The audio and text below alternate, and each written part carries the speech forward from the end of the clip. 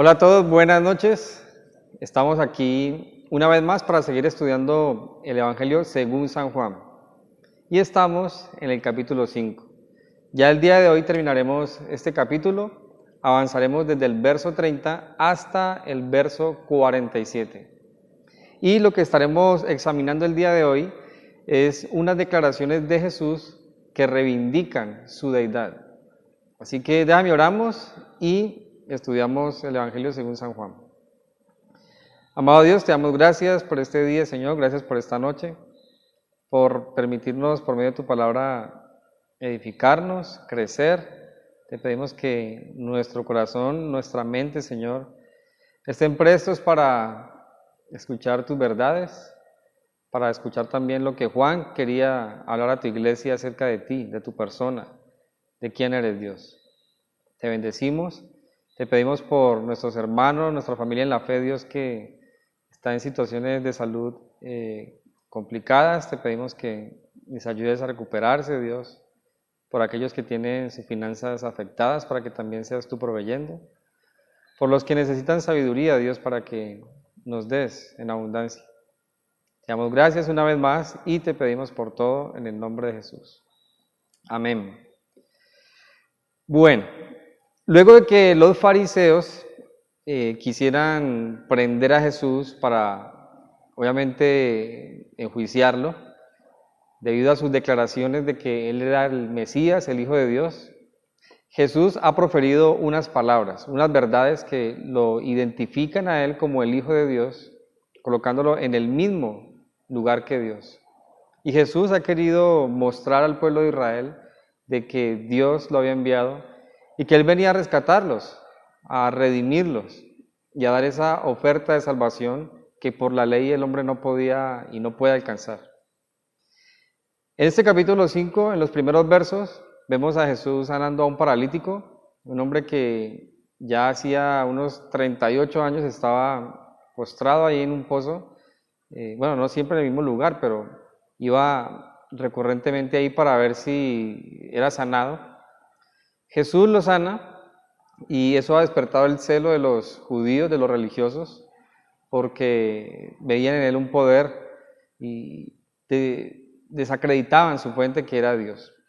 Entonces, entendiendo Jesús que los discípulos le seguían, testificaban de él, pero que los religiosos ya querían apresarlo, ha declarado que él es el Hijo de Dios. Eso lo vimos hasta el verso 29.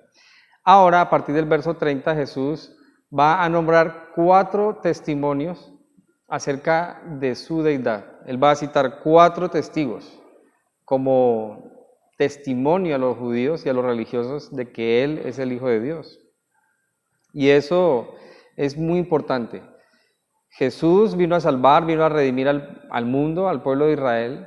Sin embargo, los religiosos estaban tan cegados y tan aferrados a sus tradiciones que eso les impedía ver quién era Jesús. Y en lugar de ver en él el Salvador, veían una competencia, veían a alguien que quería desacreditarlos. Pero Jesús ahorita va a testificar de que Él no es cualquier hombre, sino que Él viene como enviado de Dios para salvarlos y ellos deberían creer en Él. En el verso 30 y 31, antes de que Jesús cite unos testimonios que lo avalan como el Hijo de Dios, lo que hace es testificar que Él y el Padre son uno. Y eso como un abrebocas para lo que iba a decir. Así que en Juan 5, 30 y 31 dice lo siguiente: no puedo yo hacer nada por mí mismo, según oigo, así juzgo, y mi juicio es justo porque no busco mi voluntad, sino la voluntad del que me envió, la del Padre. Si yo doy testimonio acerca de mí mismo, mi testimonio no es verdadero. Entonces, Jesús está con los religiosos, Él ha querido manifestar que es el Hijo de Dios y ha dado testimonio acerca de eso, ha citado a Juan el Bautista, ha hecho referencia a algunos testimonios del Antiguo Testamento, pero ahorita antes de continuar con testimonios que le avalan como el Mesías, dice, yo no puedo hacer nada por mí mismo. Algunos han malinterpretado esto y dicen, efectivamente Jesús no es Dios, porque Él dice que no puede hacer nada por sí mismo. Los testigos de Jehová, por ejemplo, dicen que con base en esto, Jesús no es Dios. Sin embargo, lo que Jesús no está diciendo, lo que Él no está diciendo, es que no tenga poder. Lo que Él está diciendo es que como hombre, como siervo de Dios, del Padre, como Redentor, estaba en perfecta unidad a la voluntad de Dios, y todo lo que hacía en su ministerio, todo lo que hacía para testificar de que era el Hijo de Dios, era lo que el Padre había enviado a hacer. De manera que Jesús está diciendo, yo estoy haciendo la voluntad del Padre. Y dice, no busco mi voluntad, sino la de que me envió. Entonces los milagros, la obra redentora que iba a ejecutar, no era en contraposición a algo que el Padre había dicho. Era la voluntad del Padre lo que Jesús estaba haciendo. Entonces, Jesús nos enseña aquí a testificar de lo que el Padre ha enviado a hacer, pero también nos enseña a nosotros que como creyentes, que como hijos de Dios, debemos someternos siempre a la perfecta voluntad de Dios. Y hay algo muy interesante aquí. Jesús humanamente no estaba actuando bajo motivos egoístas, orgullosos. Lo que Él estaba haciendo era la voluntad de Dios. Entonces, sanar a un paralítico, lo que debería llamar la atención para los religiosos es que el Mesías tenía esas características. Él iba a venir a dar bendición al pueblo, a sanar a los enfermos, a dar vista a los ciegos. Y en lugar de notar eso en Él, lo que ven es como una competencia. Pero Jesús no estaba actuando bajo motivos egoístas para atraer la atención hacia sí mismo. Él lo que quería era que el pueblo viera que el Padre lo había enviado y había llegado la hora de la salvación para Israel, pero para el mundo entero. Y eso nos enseña algo, que al igual que Jesús deberíamos buscar la voluntad de Dios todo el tiempo. Y es una gran aplicación para nosotros. El apóstol Pablo dijo lo siguiente: haya pues en vosotros este sentir que hubo también en Cristo Jesús, el cual siendo en forma de Dios, no estimó el ser igual a Dios como cosa que aferrarse, sino que se despojó a sí mismo, tomando forma de siervo, hecho semejante a los hombres, y estando en condición de hombre se humilló a sí mismo, haciéndose obediente hasta la muerte y muerte de cruz. Qué gran ejemplo el que nos deja Jesús como alguien que hace la voluntad de Dios.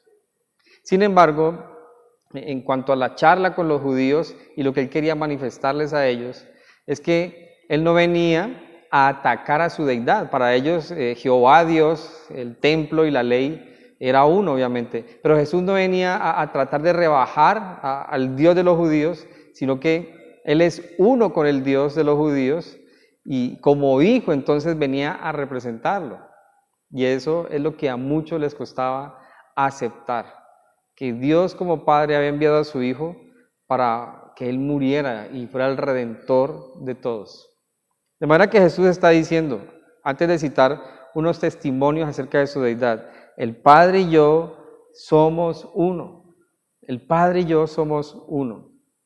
Ahora, en los versículos que restan del capítulo, desde el verso 32 hasta el 47, Jesús va a citar 4 testimonios que apuntan hacia Él. El primero va a ser en el verso 32 al 35 y es Juan el Bautista.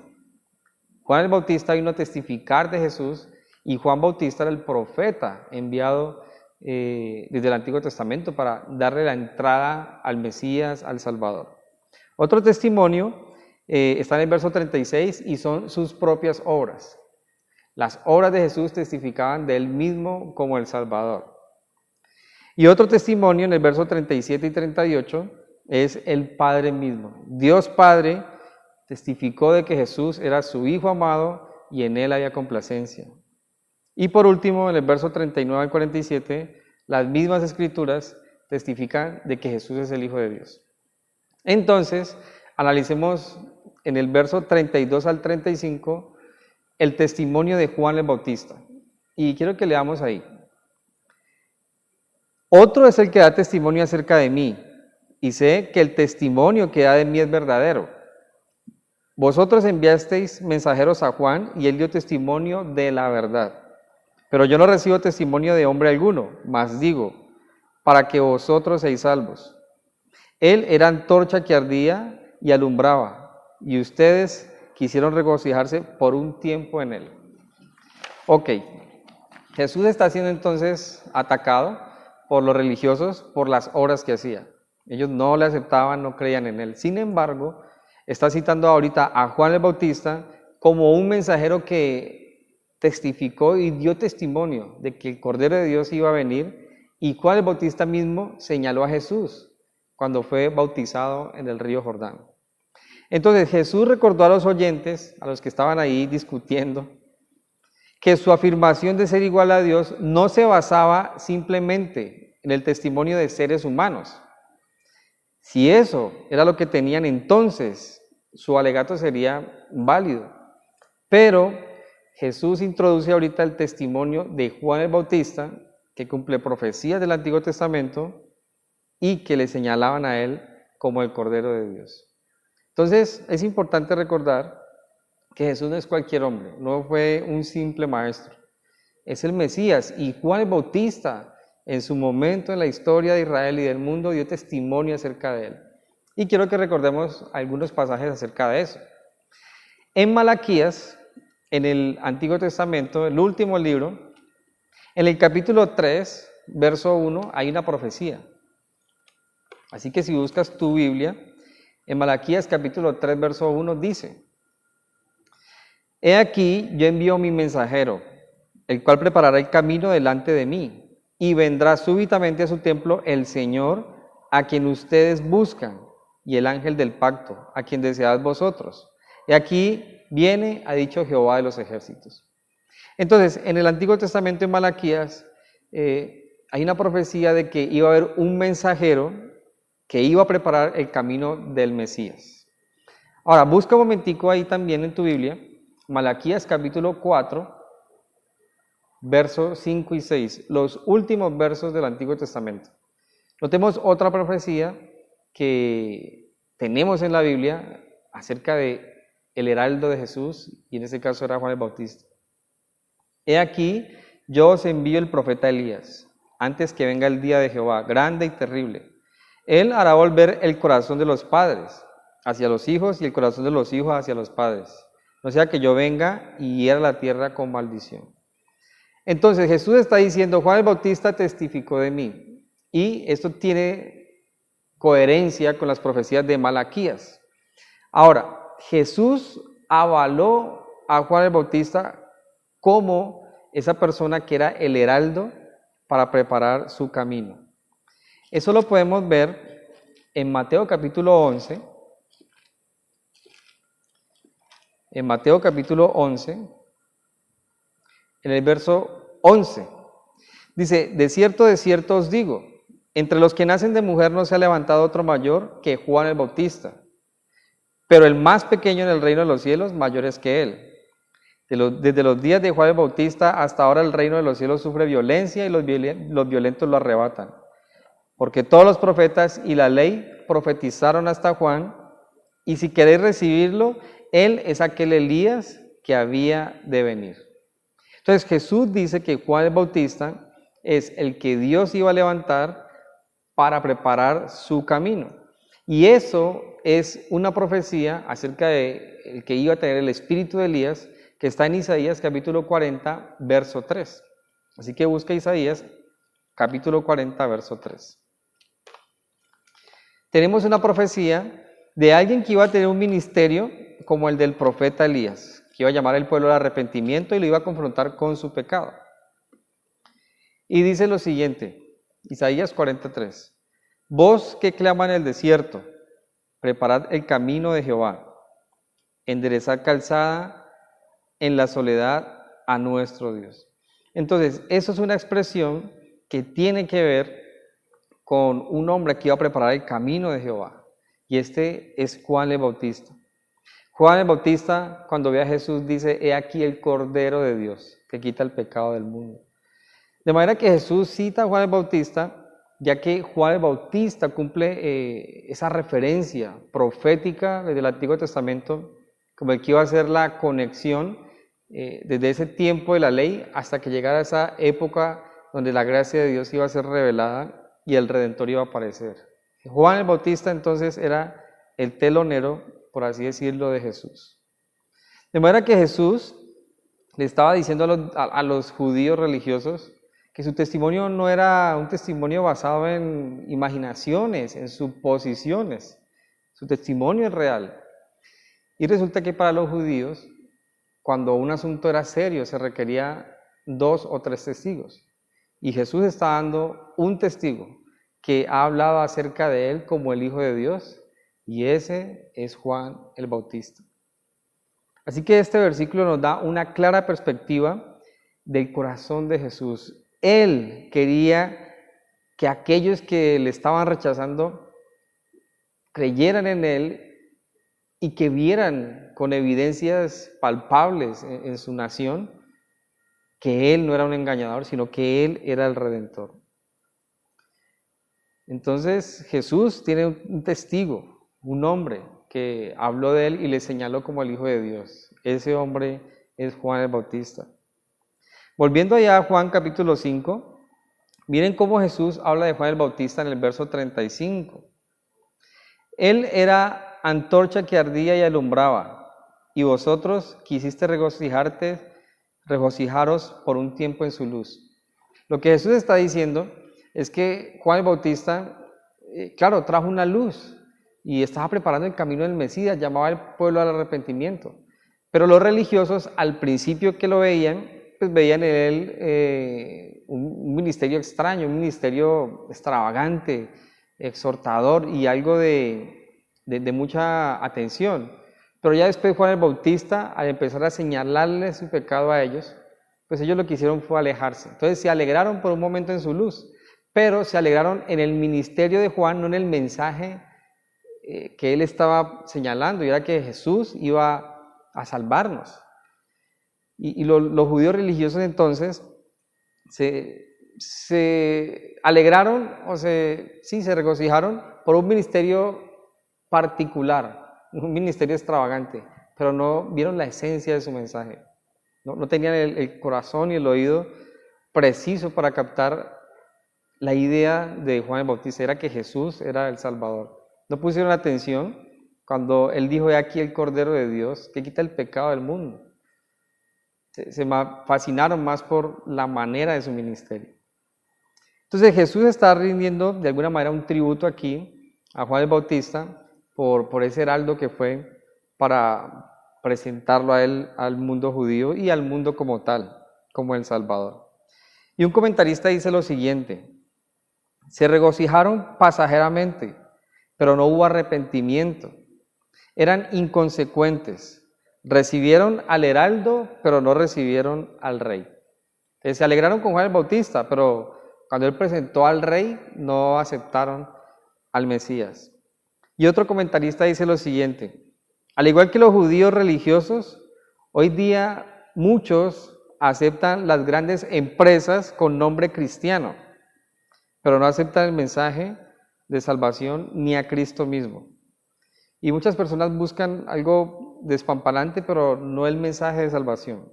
Quieren un mensaje que los acaricie y los amañe a una silla tal vez, y alguien que les pague la salvación, pero que ellos no tengan que rendirse a ellos en tributo ni en obediencia. Muchos están buscando algo así. Y Jesús está de alguna manera también acusando a estos religiosos por su actitud desempeñada hacia él. Ahora, del verso 36 en adelante, vemos otros 3 testimonios que Jesús cita que le avalan como el Hijo de Dios. El primero ha sido Juan el Bautista. Y en el verso 36, Jesús coloca sus propias obras como testimonio de que Él es el Salvador y que Él es Dios. El verso 36 dice: mas yo tengo mayor testimonio que el de Juan, porque las obras que el Padre me dio para que cumpliese, las mismas obras que yo hago, dan testimonio de mí, que el Padre me ha enviado.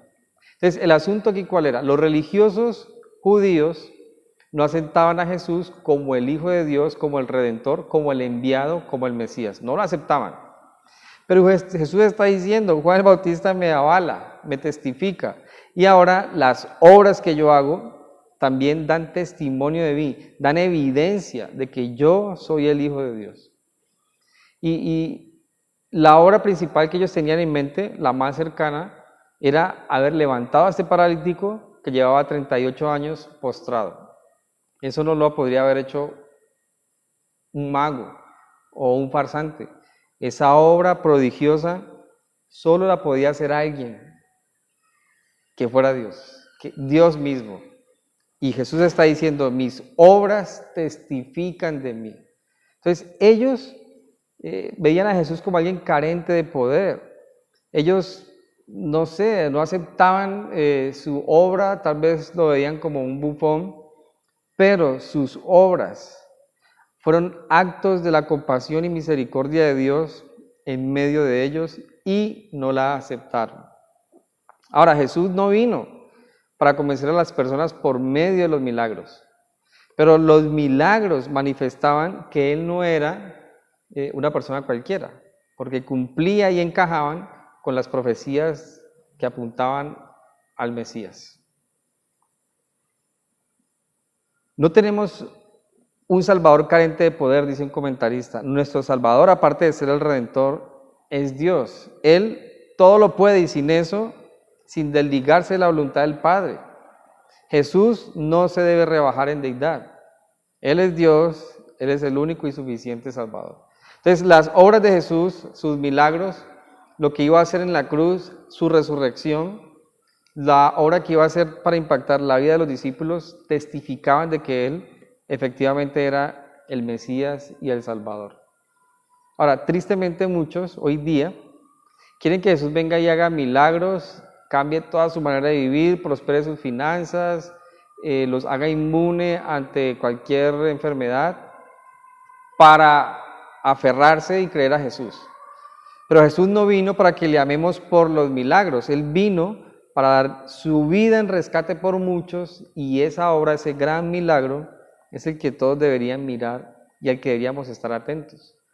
Pero el corazón religioso entonces busca los beneficios del Redentor, pero no al Redentor mismo. Y eso era lo que estaba pasando con ellos. La religión los había cegado y no tenían clara la identidad de Jesús.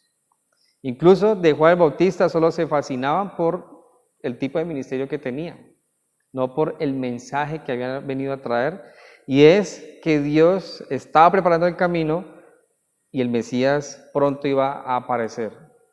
Cuando Jesús lo ve, pues lo presenta y ellos lo rechazan una vez más. Entonces Jesús coloca a Juan el Bautista, sus propias obras, como testimonio de que Él es el Hijo de Dios, de que Él es Dios mismo y que vino a salvar. Cuando Jesús se igualaba al Padre, no estaba buscando ofender a los judíos. Eso era una ofensa para ellos, pero lo que quería que ellos vieran es que Dios se había acercado y que las obras del Padre que nadie más puede hacer, que estaban y actuaban en Jesús, testificaban y lo avalaban, pero ellos estaban totalmente ciegos, totalmente ciegos. Del verso 37 al 38 Jesús coloca otro testimonio, otra persona que testifica de que Él es el Hijo de Dios y es el Padre mismo. Y dice en el verso 37 y 38, también el Padre que me envió ha dado testimonio de mí. Nunca habéis oído su voz, ni habéis visto su aspecto, ni tenéis su palabra morando en vosotros, porque a quien Él envió, vosotros no creéis. Esto era totalmente cierto, pero era una gran ofensa para los religiosos judíos. Jesús está diciendo, el Padre me envió. Cuando Jesús cita al Padre, para los judíos, para los religiosos, era Jehová Dios, el que había enviado a elaborar el templo, el que los había rescatado de Egipto. Y Jesús está diciendo, el Padre me envió para testificar, y ustedes no le han escuchado ni le han visto. Es más, su palabra no mora en ustedes, porque no creen en mí. Esto yo creo que los colocaba a botar fuego por las orejas. Jesús está diciendo a los religiosos que dependían de la Torá, que la enseñaban, que tenían el Pentateuco como ley y norma para vivir, les está diciendo, ustedes no tienen la palabra en ustedes mismos. La enseñan, la hablan, pero no mora en ustedes, porque no creen en mí. Es decir, Jesús está diciéndole a los judíos religiosos que por más ley que tuvieran, por más templo y ritos y religión que mantuvieran, si no creían en Él, todo eso era inútil. Y era lo que Jesús estaba diciéndoles. Claro, eso era una confrontación hacia su religiosidad para que vieran que Él era el Hijo de Dios. Y Jesús nos confronta hoy día. Ni sus buenas obras, ni su mejor actitud, ni su mejor ganas de salir adelante, ni su mejor esfuerzo por santificar lo salva. Lo que nos salva a nosotros es la fe en Jesús, en que su sacrificio es suficiente. Por más que madruguemos, por más Biblias que regalemos, por más versos que memoricemos, no somos salvos por eso. Somos salvos por su gracia y al aceptar que somos pecadores y su sacrificio es suficiente. Así que puedes esforzarte en ser un buen cristiano, ser un buen padre, pero eso no es lo que motiva la salvación. Debemos descansar en que la obra de Jesús es suficiente. Entonces, soy buen padre, soy buen hijo, amo al prójimo, amo a Dios, hago obra, sirvo por gratitud a lo que Él ha hecho. Entonces, la religiosidad se hace a un lado y tengo una relación con Dios. Y Jesús, entonces, está diciendo que estos religiosos que pretendían enseñar la palabra, que pretendían tener las llaves del reino, desconocían a Dios al que decían servir porque no creían en Jesús. Y aquí está la centralidad del Evangelio. La salvación depende de tu fe en Jesús como Salvador. Si tú crees que el sacrificio de Jesús en la cruz es suficiente para salvar, si tú reconoces que eres un pecador y vas a Cristo para que Él sea quien abogue por ti y quien te presente delante de Dios, entonces tendrás vida eterna. Pero los religiosos no entendían esto. Ellos pretendían tener el rostro de Dios, la presencia de Dios encerrada en el lugar santísimo. Ellos pretendían tener a Dios como su posesión. Pero Jesús les está diciendo, si ustedes no creen en mí, no tienen nada. Y es una gran verdad. Ahora, hay unos pasajes que están en el Antiguo Testamento que Dios dio a profetas y testifican de Jesús como el Salvador. Uno de ellos está en Miqueas capítulo 5, verso 2. Y Dios dijo ahí en ese texto, por medio del profeta, que el Mesías iba a nacer en Belén. También en Isaías capítulo 7, verso 14, Dios habla de que el Mesías iba a nacer de una joven virgen. En Deuteronomio capítulo 18, versos 18 al 19, Dios habla a Moisés de manera profética y dice que el Mesías iba a tener autoridad profética. También se habla en Isaías capítulo 49, versos 6 y 7 de que el Mesías iba a ser luz para los gentiles. En Isaías 11 dice que el Mesías iba a tener toda la autoridad del Espíritu Santo de Dios y esa obra se iba a ser manifestada en el pueblo. Y en Malaquías capítulo 3, capítulo 4, se habla de que alguien con el espíritu de Elías, en este caso Juan el Bautista, iba a anteceder y presentar al Mesías al mundo. Entonces, el Padre había testificado por medio de las profecías del Antiguo Testamento a Jesús. Pero una evidencia del testimonio del Padre, públicamente hablando, en el tiempo de los judíos, en los tiempos de Cristo, de ese testimonio, fue en el bautizo de Jesús precisamente. En Mateo capítulo 13, en Marcos capítulo 1 y en Lucas capítulo 3, Jesús está yendo a las aguas, siendo bautizado por Juan el Bautista, el cielo se abre y el Padre dice, este es mi Hijo amado en quien tengo complacencia. Entonces, Dios mismo testificó de Jesús como su Hijo. Y solo quiero leer este pasaje que está en Mateo capítulo 13, para que lo recordemos, para que no lo dejemos pasar. En Mateo capítulo 3,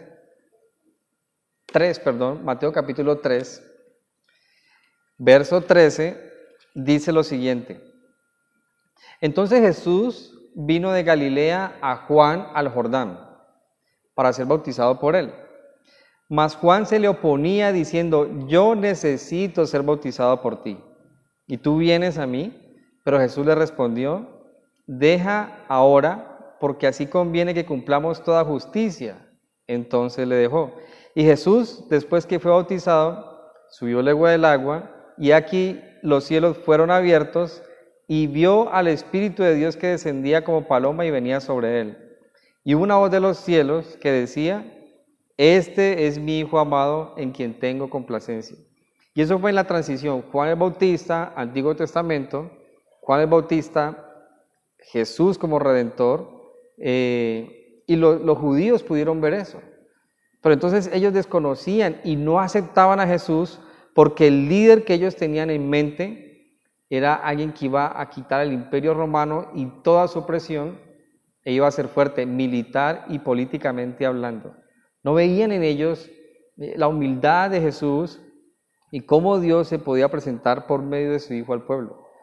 Ellos querían un guerrero y alguien que los colocara en la cúspide del mundo para gobernar y así ser librado de todos sus enemigos y ser luz por medio de la fuerza. Es un pensamiento erróneo.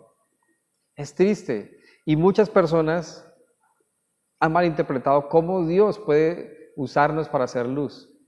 Algunos creen, como creyentes incluso, o ministros, que para hacer luz tenemos que estar en la cúspide del mundo y se introducen en el mundo de política y otro tipo de áreas para estar en cúspides sociales y creer que desde ahí podemos ser luz. Pero mira, no tenemos que pelear en esos aspectos para hacer luz. Podemos ser luz desde casa, viviendo el Evangelio y dejando que el Espíritu de Dios obre y se manifieste a través de nosotros. La religión nos impide ver ese aspecto humilde de lo que Dios quiere hacer. Entonces, toda la obra prácticamente y mensaje de Jesús, Dios estaba testificando acerca de Él como su Hijo. De manera que los religiosos no quisieron recibir este testimonio. Y hay algo muy fuerte aquí. Dice: ustedes no tienen su palabra morando en vosotros. Por supuesto que los judíos creían que la palabra moraba en ellos, y no solo en ellos, que ellos tenían la norma de la vida, porque tenían el Pentateuco, el templo y algunas cosas. Pero Jesús les dice: ustedes no tienen su palabra morando en ustedes. Ellos tenían la ley escrita, pero esa ley, el espíritu de la ley no obraba en ellos ni a través de ellos. Y así muchas personas hoy día pueden tener este libro, muchas versiones, calidades en varios idiomas, pero pueda que esta palabra que está aquí no more en ellos. Y hay que tener cuidado con eso, porque nos iguala entonces a los religiosos que Jesús estaba acusando. Si tú afirmas, si yo afirmo que la palabra de Dios mora en mí, debemos ejemplificarla y vividamente manifestarla al mundo. Eso es parte de lo que es no ser religioso. Entonces Jesús ha testificado que Juan el Bautista, que sus obras y que el Padre mismo hablan de él.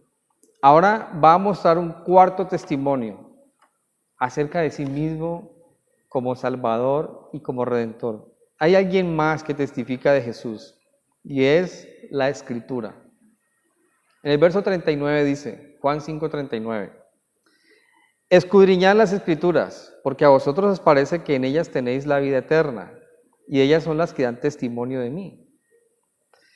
El verbo escudriñar aquí viene del griego erauno y significa inquirir, investigar, significa hacer un escrutinio agudo, rastrear el mensaje de lo que se lee.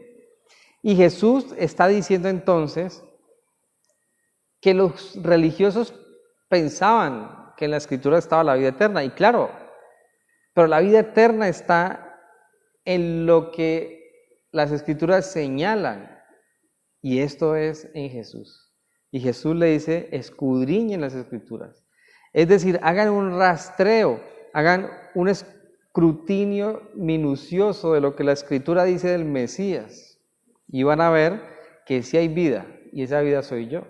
Sin embargo, les dice a ellos, a ustedes les parece que hay vida eterna. Claro, pero la vida eterna, ¿cómo se ve ahí? En que dan testimonio de Jesús. Entonces, los religiosos estaban con la escritura de su época, el Antiguo Testamento, la Torá, pero la malinterpretaban. Y se creen que de un par de leyes sacaron cientos de normas y adicionalmente se inventaron algunas para contravenir esas normas. Y la religión nos lleva a eso. Si el estudio de las escrituras de los religiosos hubiese sido preciso y sincero, ellos hubieran visto en Jesús a su Mesías, a su Redentor, al Hijo de Dios, a Dios viniendo al hombre, acercándose por medio de su Hijo para darse a conocer. Pero su religiosidad les impedía ver esta gran verdad y revelación. Ellos leían las Escrituras con reverencia, pero nunca dejaron que las grandes verdades de las Escrituras cambiaran su manera de pensar y vieran a Jesús como el Salvador. Ellos no leían la Escritura para encontrar a Dios y al Mesías. La leían para crear sus propias ideas y crear sus propias normas. Y muchas personas hacen eso. Leen la Biblia para buscar solo aparentes contradicciones, pero no para mirar de quién habla y la esencia de la persona de la cual trata este libro es de Cristo Jesús. Entonces, cuando tú vas a la palabra de Dios, ¿con qué intención acudes a ella? Para poder decirle a tu esposa, mira, tienes que cumplir tu deber conyugal, o para tú descansar en Jesús y dejar que Él obre en ti. Del verso 40 en adelante están las razones por las que los religiosos no aceptaban a Jesús, y es pura incredulidad. En el verso 40 dice, y no queréis venir a mí para tener vida eterna.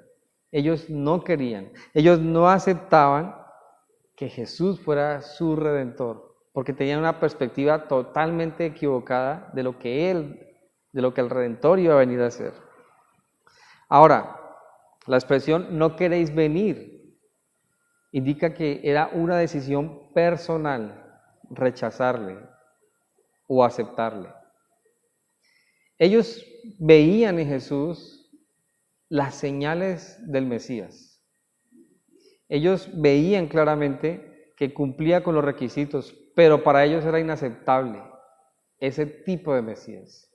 Querían un hombre poderoso, despampanante, en armas, y no aceptaban al hijo del carpintero, al hombre que había venido por medio de una mujer virgen. No aceptaban ese testimonio. Querían otro tipo de personas. No querían venir a mí, les dice Jesús a ellos. Ahora, la vida eterna se ha nombrado varias veces, la vida. Dice, no queréis venir a mí para tener vida. Ellos querían autojustificarse y tener vida y hallar vida y paz espiritual o paz con Dios por sus propios métodos. Pero nadie puede salvarse por sus propios métodos. La vida eterna está en Cristo Jesús. Dice, gloria de los hombres no recibo,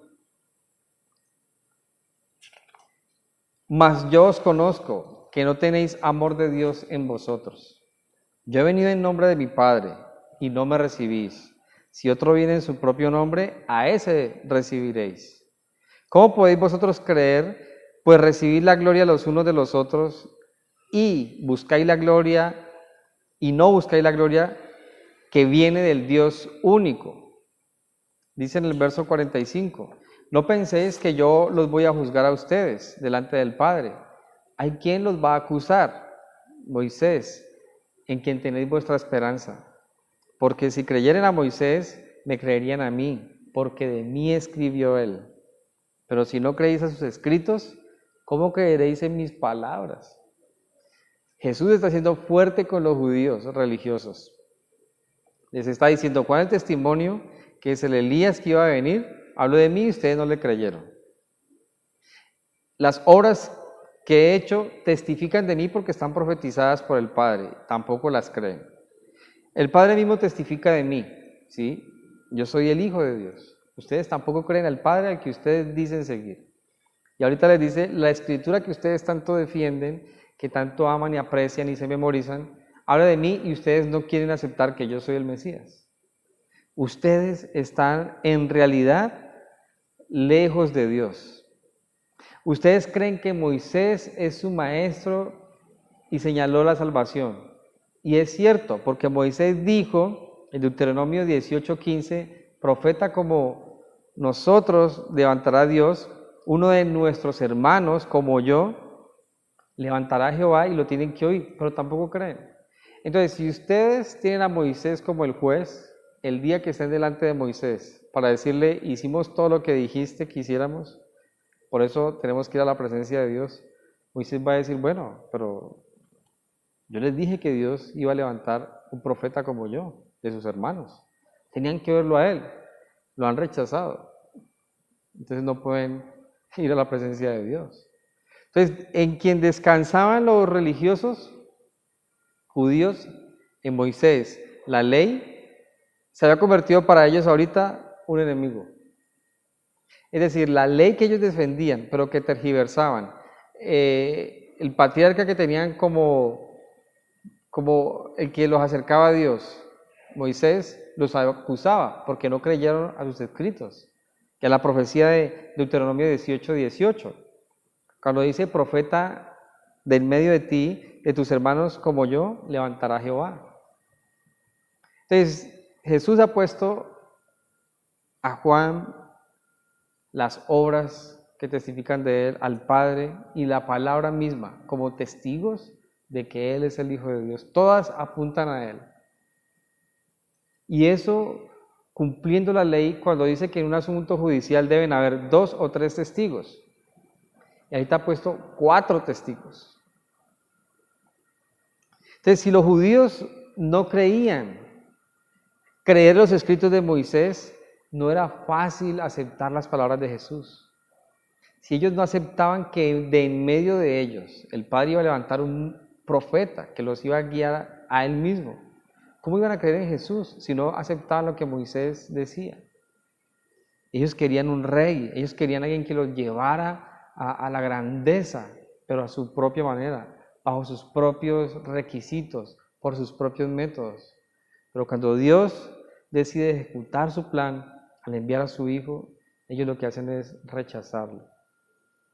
Entonces Jesús, después de que es cuestionado por sanar a este paralítico en el pozo de Betesda,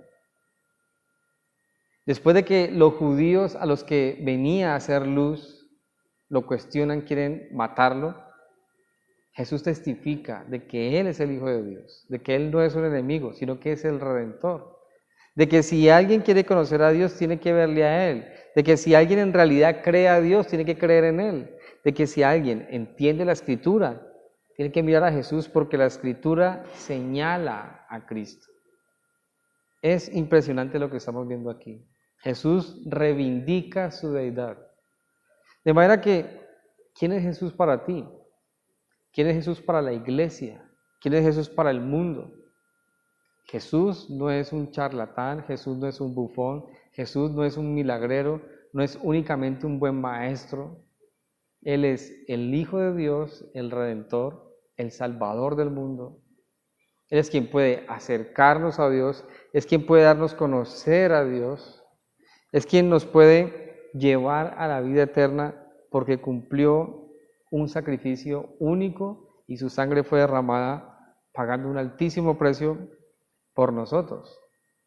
Entonces, Juan en esta porción de su evangelio nos ha dado 4 testimonios que Jesús mismo citó, que hacen referencia a Él como Hijo de Dios, a Él como Redentor, a Él como Salvador, a Él como en unidad completa y perfecta con Dios Padre. Juan el Bautista, sus propias obras en cumplimiento de las profecías, la Escritura misma, y el Padre mismo cuando dijo, aquí mi Hijo amado, en Él tengo complacencia. Hay muchos más testimonios que hay en la historia bíblica que apuntan y señalan a Jesús, pero estas son suficientes para que tengamos vida eterna en Cristo. Así que nosotros deberíamos descansar en Cristo. Y quiero dejarlos con un par de principios o aplicaciones que podemos ver aquí. Jesús estuvo en completa voluntad del Padre. Igual, nosotros deberíamos, si decimos ser hijos de Dios, caminar, buscar la voluntad del Padre. Otra aplicación. Si alguien dice conocer a Dios y su palabra, debe creer y aceptar que Jesús es el único Redentor. Si hay alguna persona que dice que es cristiana, que ama a Dios, pero esa persona no sigue la voluntad de Dios, no sigue a Cristo, pues está en contradicción. Y por último, solo en Cristo hay vida eterna. Y la religión lo que hace es alejarnos de esa vida, como lo estaba haciendo con estos judíos religiosos. La religiosidad nos aleja de la vida eterna. No hay ningún sistema creado por el hombre, ningún sistema religioso que nos pueda salvar. Jesús vino para que el que crea en Él tenga vida eterna, sea libre y pueda ir a la presencia de Dios. Jesús dijo, y conoceréis la verdad y la verdad os hará libres. De manera que la invitación del día de hoy es a descansar en el sacrificio de Jesús porque hay testimonio de que Él es el Hijo de Dios. Amado Dios, te damos gracias por este día, por este tiempo. Te pedimos, Dios, que tu palabra sea suficiente para nosotros. Te pedimos que tu Espíritu Santo nos redarguya, nos dé convicción de lo que tu palabra dice, Dios. Te pedimos que podamos crecer en ti cada día, que podamos crecer en la obra que viniste a hacer, Dios. Que si hemos sido motivados a buscarte por los milagros, podamos cesar de esa intención y buscarte por quién eres y por lo que viniste a hacer, que fue dar tu vida en rescate por muchos. Le damos gracias, Dios, por tu Hijo Jesucristo. Y te pedimos que nos llenes con tu Espíritu y nos permitas crecer y perseverar y dar mucho fruto, Señor, y testificar también a otros de que hay un Salvador que los ama y es Jesucristo. Te damos gracias, Dios, y te pedimos todo en el nombre de Jesús. Amén. Que Dios los bendiga y nos vemos, si Dios permite, el próximo fin de semana.